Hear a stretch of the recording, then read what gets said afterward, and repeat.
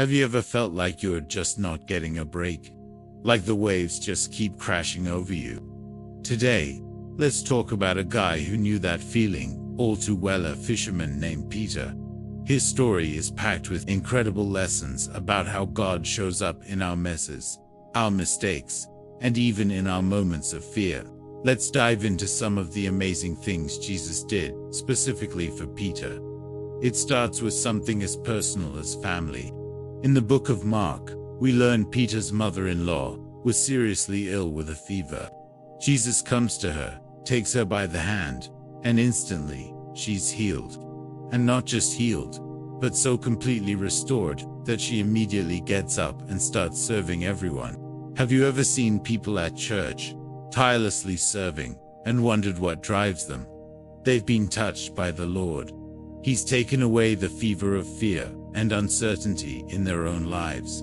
And now, their only response is to serve Him by loving others.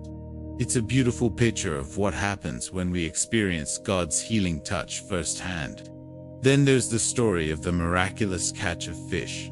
Peter had been fishing all night and caught absolutely nothing. He was tired, frustrated, and probably ready to call it a day.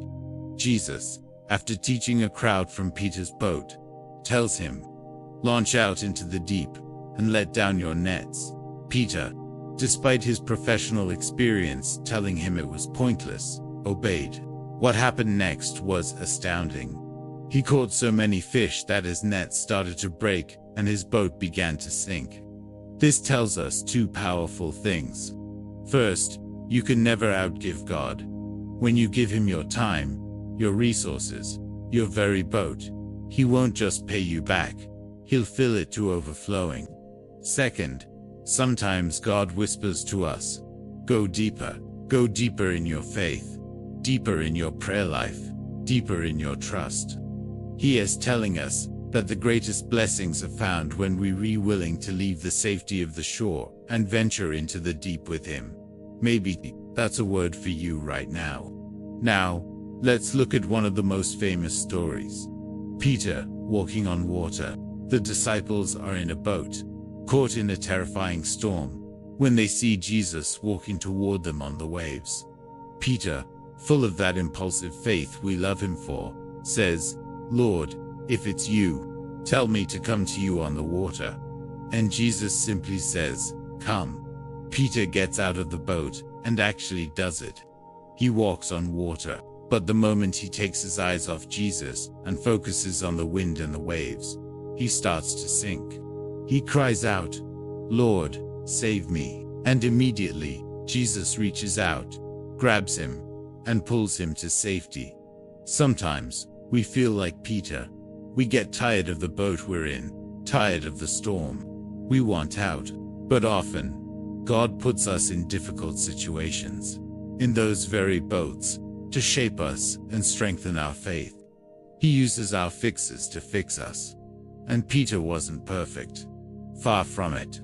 In the Garden of Gethsemane, when the soldiers came to arrest Jesus, Peter's first instinct was to fight.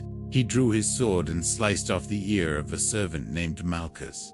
It was impulsive and misguided. But what did Jesus do? He immediately picked up the ear and healed the man. It's a profound reminder for us. How often do we, with good intentions, use our swords, maybe scripture, or our own sense of righteousness, end up hurting people? Jesus' last miracle before the cross was to heal a wound caused by His own disciple. It teaches us that our mission is to bring healing, not harm. All these experiences lead to one of the most powerful moments in Peter's life. In the book of Acts, he's in prison, chained between two guards. His friend, James, had just been executed, and Peter was next. The situation was as dire as it gets. Yet, what was Peter doing? He was sound asleep. How? How could he have such peace in the face of death? Because he had learned the secret. He had a history with God. He remembered, God healed my mother-in-law. He filled my empty nets with fish. He saved me when I was sinking in the storm. He even cleaned up the mess I made with my sword. Peter knew, without a doubt, that he could trust God with this. 2. He would later write the words, "Casting all your care upon him, for he careth for you." The word casting here isn't a one-time thing. It's like rolling a heavy boulder up a hill. You push it up, but gravity might make it roll back down. You feel that anxiety, that worry, creeping back in. And what do? You roll it back up to God again and again. Why does God allow this? Because every time you push that care back to him in prayer, you get stronger. Like an athlete lifting weights, your spiritual muscles grow with each repetition. You're building a history with God.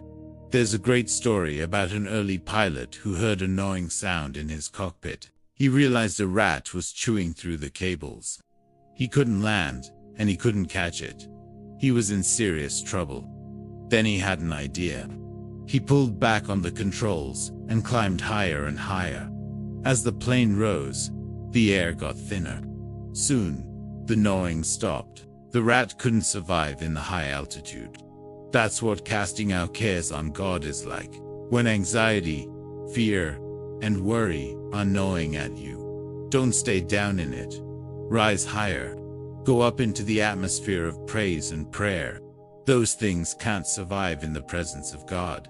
Peter learned to live in that high-altitude faith. He knew God cared for him, so he could sleep in a prison cell. And the same is true for you. Whatever you're facing today, big or small, you can cast it on him. You can roll that stone of worry onto his strong shoulders. He's seen you through before, and he will do it again. Trust in your history with him, and find your rest. Thanks so much for watching.